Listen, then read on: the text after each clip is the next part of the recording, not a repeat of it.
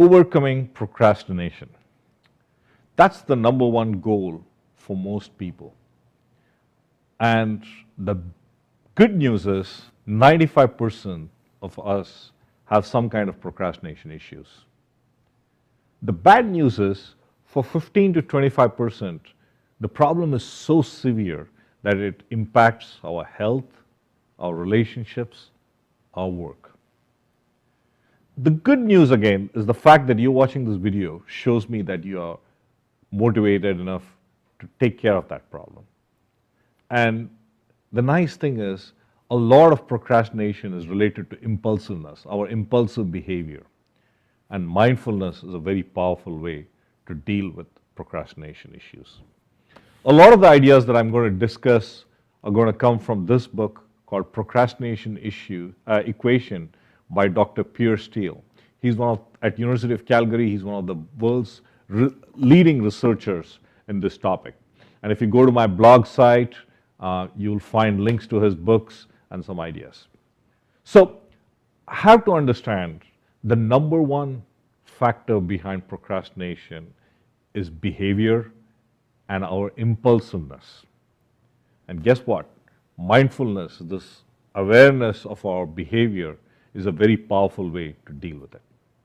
So the first thing I would suggest you do is go ahead, check out my website. There's some links where you can measure your procrastination, and it's a good idea to get a feel of that.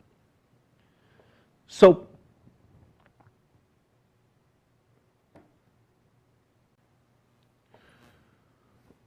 when we talk about procrastination, I want you to look at it from multiple viewpoints. Okay?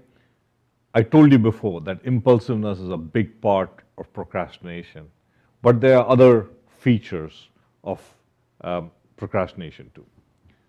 So the first one is to deal with expectancy. What do I mean by expectancy? It's what do we expect from this project? We go extremes, right? One, we say, oh, it's going to be so easy, I can get it done on the day of the project, right?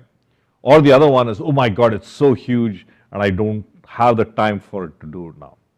And either extremes are bad for you. Then the value, right? When we start out, we say, yeah, it's important, but I got other things that are going important. But later on, as we come closer to the deadline, then we say the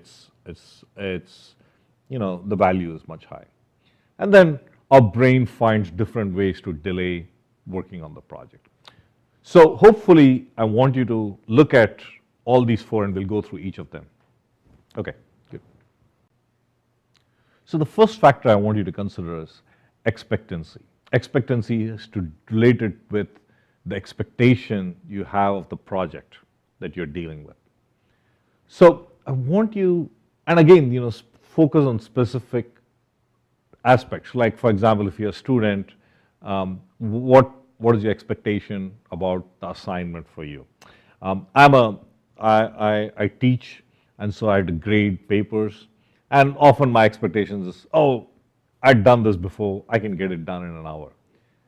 But this is where you have to be very careful about what you want to accomplish. For example, if I have 20 papers to grade, it's not very reasonable for me to say, okay, I'll get it done in 30 minutes. That's not the way it works, right? And then the other one is to eat an elephant, right? How do you eat an elephant? You eat one bite at a time. So be very objective and mindful about how much the project is going to take time, and then break it up into small parts. So for example, for me, for grading papers, I'll download the papers that I need to grade, and then I may probably look through the one or two key papers. And also, right, if this is the first time you're doing this project, get help from somebody who has done this before, because they will give you a better idea of expectations. Worth or value of the task ahead of you. Again, this is an area where we tend to either overvalue the project at the end of our deadline or when we are close to the deadline, but when we are far away from the deadline, we tend to have a lower value for that. It's very, very important to understand and be mindful of what is the value of the project.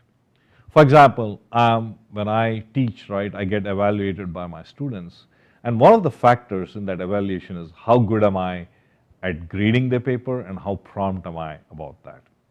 And clearly, that is a good motivator for me to get my papers graded on time. Also, so, this is where you go, right? Some people get motivated by what is gained from doing this task. But the other one is, hey, if I don't do this task on time, what do I lose from it? So it's important to look at that. The other one is the boringness, right? Sometimes a particular task is boring. And it's always a good idea to make it fun. So, for example, you could say, hey, if I do this assignment, right, could I get together with another friend of mine and could we work together? So those are some ideas that, increase the value of doing the task now. It's very, very important to understand that. Impulsiveness. This is the hardest part of procrastination. You have to understand that the brain has literally two parts of it. One part of it is that's emotional, that wants to do the fun thing right now. And there's this, what we call the prefrontal cortex of the brain that tells you, hey, you need to do this future object there. And this is where there has to be a balance, okay? And I'm not expecting you to be this robot that does everything on schedule. You can't do that. But for important things, especially I got two categories, right? Important and not urgent, important and urgent. And very often we will do what is important and urgent, but we will not make time for important but not urgent. Now, so remember, there's always a balance. You need to be impulsive at times, right? If there's a very important birthday party that you have to go for that, and you could drop something that you are doing important. But if there's a pattern, if you always go for the low, when you delay your gratification, that's a good thing, but there are times you need to be impulsive. In procrastination, it's the opposite. You tend to be impulsive most of the time. So this is where, try to do mini commitments, right? First thing is get rid of distractions. If you're the kind, you watch Facebook or you just switch off the computer and sit and get your reading time done. So this is very important. And then focus on what the value is, the long-term value for this project. Also have a commitment system. If you have a family or friend, commit to them that, hey, this project I'll get done by this time, and see if they can give you a reward or punishment for that. So impulsiveness, this is a very important behavior trait that you need to work on. The last factor of procrastination has to do with time. We like to delay things, and sometimes we start with the thinking, hey, I got all the time in the world, but then suddenly we realize as the deadline comes that we have too little time. So my advice to you is get something done. Start with a small project. And this is a very good time to look at the past times where procrastination has been very painful, and think of the times when you have done something in a good way. And I'm willing to bet you have examples of both. And it's a very powerful way to motivate you. And so even with my grading, right, I start grading right away. And here's the beauty of the brain. When you get started on something and you leave it incomplete, the chances are your brain will remember that and it has this urge to complete it. So I urge you, get started now. Do it a little bit. Do it 5 minutes or 10 minutes. So, good. Now I'm going to give a simple example where we can tie all this together. And I hope that as you're watching this video, you already have a particular task that you've been procrastinating. So pick that task, and this is called the Pomodoro Technique. And Francesco Cirillo is a Italian in 1990s. He wanted to study better, so he came up with this technique. And Pomodoro means in Italian a tomato. And he had a kitchen timer that looked like a tomato. So choose a task that you want to complete.